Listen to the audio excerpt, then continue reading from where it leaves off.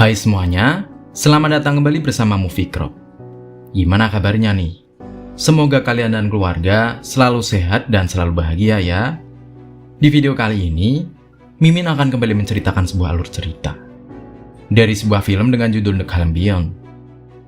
Film ini akan menceritakan sebuah bencana tsunami yang terjadi di seluruh dunia, yang hampir membuat seluruh negara di dunia hancur tanpa sisa. Nah, gimana kisah dari film ini? Nggak usah lama-lama lagi, langsung aja kita ceritain filmnya.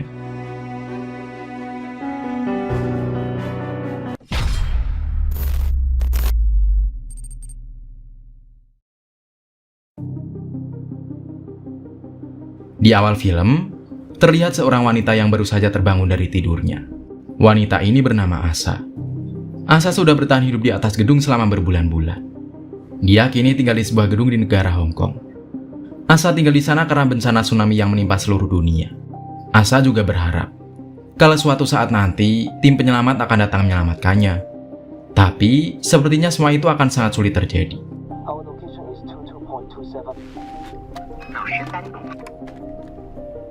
Terlihat kini seluruh daratan sudah terendam oleh air lautan akibat tsunami.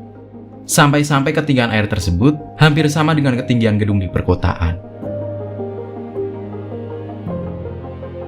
Di sini, Asa hanya bisa mendapatkan makanan dengan memanfaatkan barang-barang yang terbawa oleh arus air.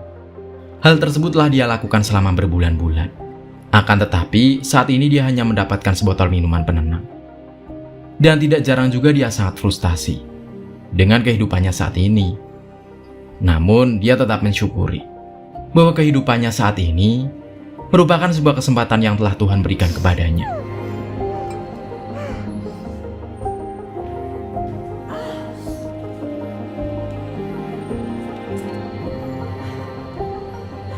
Di suatu hari, ketika Asa sedang menggunakan teropongnya untuk melihat ke tempat lainnya, tiba-tiba saja dia melihat seorang perompak yang sedang mengawasinya dari kejauhan. Hal ini membuat Asa langsung mencoba untuk masuk ke dalam gedung untuk bersembunyi. Dan kini terlihat perompak yang telah sampai di gedung tempat Asa tinggal. Perompak itu terdiri dari beberapa orang yang akan mencari Asa di setiap ruangan di gedung tersebut. Namun beruntungnya, mereka tidak menemukan sama sekali tanda-tanda dari adanya seseorang di sana. Yang membuat bos mereka pun mengajak anak buahnya untuk pergi dari sana. Setelah Asa melihat para perompak itu telah pergi, akhirnya dia memutuskan untuk keluar dari tempat persembunyiannya. Di keesokan harinya, terlihat Asa yang kini sedang melakukan kegiatan yang selalu dia lakukan setiap harinya, yaitu mencari barang-barang yang terapung di atas air. Ketika dia menemukan sebuah box yang berisikan sebuah madu, membuatnya sangat senang, karena madu itu sangat berarti untuk dirinya. Di malam harinya ketika Asa akan tidur, tiba-tiba saja dia mendengar suara aneh dari suatu tempat, dan dia pergi untuk mencari tahu dari mana asal suara itu. Ternyata suara tersebut berasal dari seorang wanita yang masih muda. Lalu Asa mulai mengikuti kemana wanita itu akan pergi. Ternyata wanita itu tinggal bersebelahan dengan tempat tinggal Asa. Dia juga baru sadar kalau ada orang lain yang tinggal bersebelahan dengan dirinya.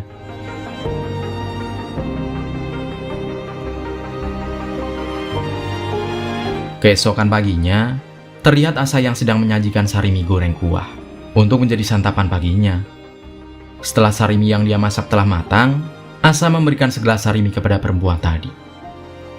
Setelah itu, Asa akhirnya flashback dan mengingat masa lalu. Ketika adiknya yang bernama Ami sedang berulang tahun. Di sana, Asa sangat sirik dengan adiknya, karena orang tua mereka yang lebih baik dalam memperlakukan adiknya itu. Berbanding jauh dengan Asa yang kurangnya perhatian, dan lebih banyak melakukan hidupnya sendiri. Kemudian, kini Asa dan anak perempuan itu mulai terlihat lebih akrab. Keesokan harinya, ketika Asa sedang makan sebuah Indomie rasa rendang di atas gedung, tiba-tiba saja perempuan itu menirukan cara Asa memakan mie instan itu.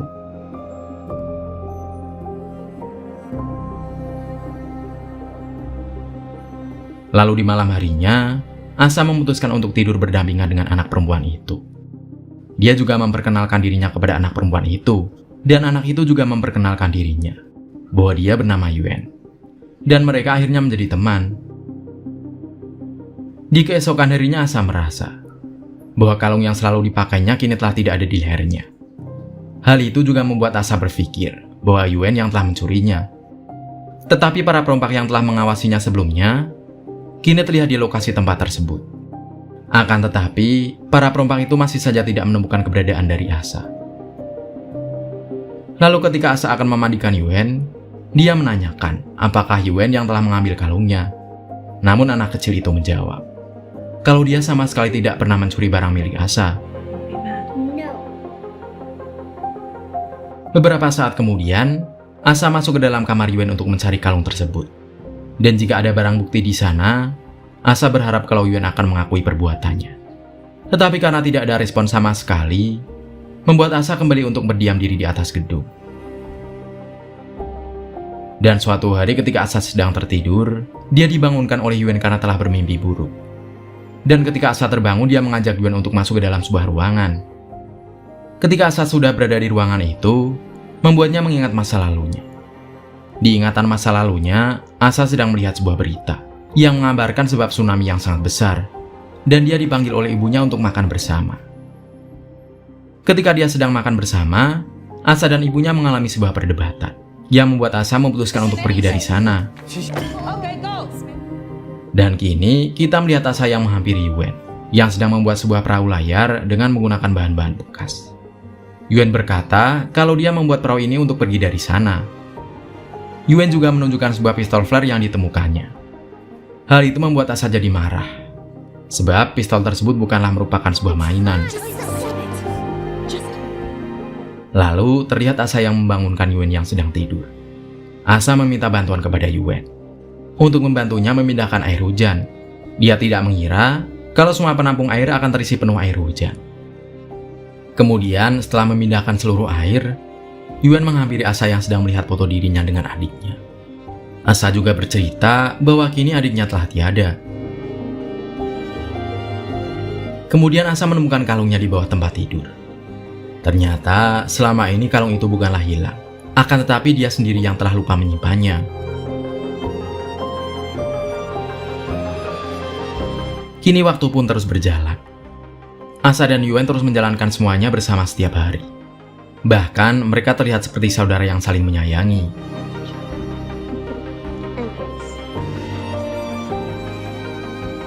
Di keesokan harinya, terlihat mereka yang sedang memindahkan beberapa barang ke sebuah perahu layar yang mereka buat.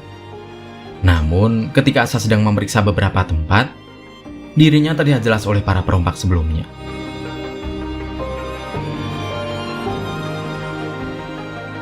Asa lalu meminta Yuen untuk bersembunyi di suatu tempat, sedangkan dirinya akan bersembunyi di tempat lainnya.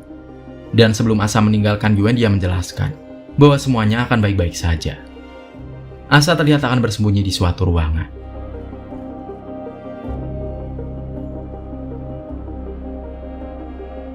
Kini, akhirnya para perompak itu telah sampai di tempat Asa berada. Mereka semua mulai mengacak-acak barang-barang milik Asa. Namun, para perompak itu masih belum menemukan keberadaan dari Asa dan Yuen. Asa yang sedang bersembunyi flashback mengenai awal mula saat tsunami itu terjadi. Di mana Asa dan adiknya yang sedang jalan-jalan, tiba-tiba melihat aliran air yang sangat tinggi. Lalu dia mengajak adiknya untuk naik ke sebuah gedung yang cukup tinggi. Kembali lagi kepada para perompak yang akhirnya menemukan keberadaan dari Yuen. Seketika, Asa kembali teringat kepada adiknya yang sedang menaiki anak tangga di sebuah gedung. Asa akhirnya tiba di atas gedung dan menemukan kalung milik adiknya di sana. Dia sangat menyesal karena telah meninggalkan adiknya yang masih berada di tangga gedung. Dan itulah bagaimana adik dari Asa bisa meninggal dunia. Akhirnya Asa pun menyerahkan diri kepada para perompak itu, karena dia yang tidak ingin kehilangan seseorang lagi dalam hidupnya. Para perompak itu akhirnya membawa Asa bersama Yuen untuk menaiki sebuah kapal. Mereka akan dijadikan sandera oleh para perompak itu. Asa kemudian melawan salah satu perompak yang sedang membawanya. Akhirnya dia juga membunuh perompak itu dengan sebuah pistol flare milik Yuen sebelumnya. Akhirnya perompak yang lain pun mencari Asa yang telah melarikan diri. Namun Asa yang sangat mahir dalam bertahan hidup mampu melumpuhkan salah satu para perompak tersebut. Dengan sangat brutal, Asa pun menghabisi para perompak itu. Hal itu dia lakukan untuk dapat menyelamatkan Yuen. Dan akhirnya dia pun berhasil membunuh seluruh perompak tersebut.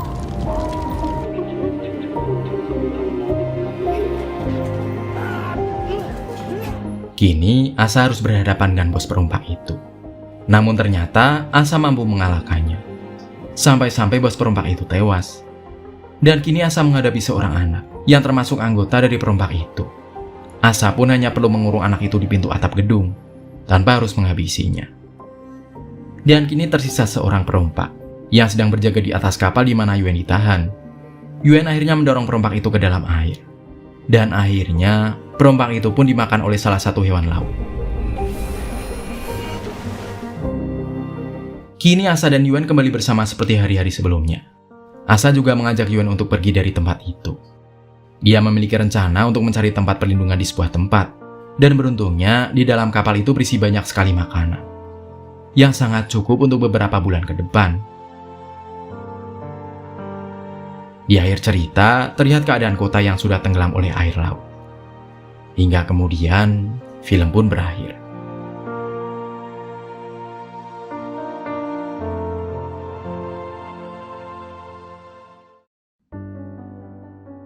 Jangan bermain-main dengan orang yang lebih barbar dari diri kita, dan lebih ahli di bidangnya.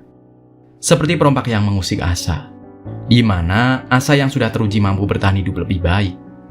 Jika memungkinkan dan kita mampu, akan lebih baik jika kita membantu orang lain. Nah, menurut kamu, pesan apa yang kamu petik dari film ini? Dan seperti biasa nih, dari 1 sampai 10, berapa nilai yang mau kamu kasih buat film ini? Tulis pendapatmu di kolom komentar ya. Itulah alur cerita film The Calm Beyond.